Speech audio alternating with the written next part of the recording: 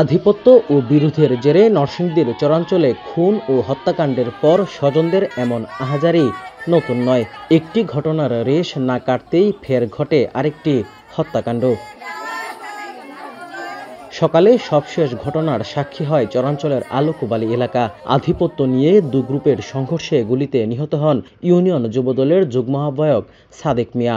আহত হন আরও 10 জন। তখন বাইসা ছিল না, এই করিমপুর কাছাকাছি আসা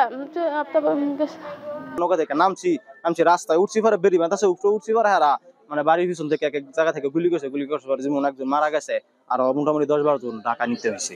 এলাকাবাসী জানায় আলোকবালির মুরাদনগর গ্রামে ইউনিয়ন বিএনপির আহ্বায়ক শাহ আলম চৌধুরী ও বহিষ্কৃত সাবেক সদস্য সচিব আব্দুল কাইয়ুম মিয়ার অনুসারীদের মধ্যে এই সংঘর্ষ হয়।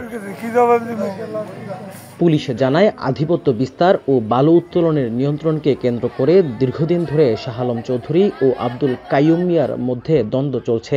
এর জেরে গত 17 সেপ্টেম্বর ভোরে সংঘর্ষে বিএনপি কর্মী ইদন মিয়া নিহত হন। পরদিন দু গ্রুপের দ্বন্দ্বে ফেরদৌসী বেগম নামে এক নারী গুলিবিদ্ধ হয়ে মারা যান। বেটি মানুষের গিয়া হেরা অত্যাচার করে, রাত্রের বেলা গিয়া দরজা খোলো বাইরে লামদাও লয়ে যা, তো মহিলারা ডরে হেরা দরজা দিয়ে বয়ে থাকে। একজন মহিলাকে মার্ডার করছে, তাও এটাও এখন আমার মামারে মার্ডার করছে। এখন ওরা মার্ডার কইরা বলে যে 10টা মার্ডার করলেও কিছু হইব না।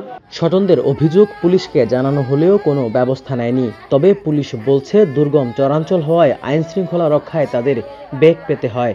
যাতায়াত ব্যবস্থাটা আসলে একটু সমস্যা, কারণ স্পিড বোট বা ট্রলার যোগে নদীপথে যেতে হয়।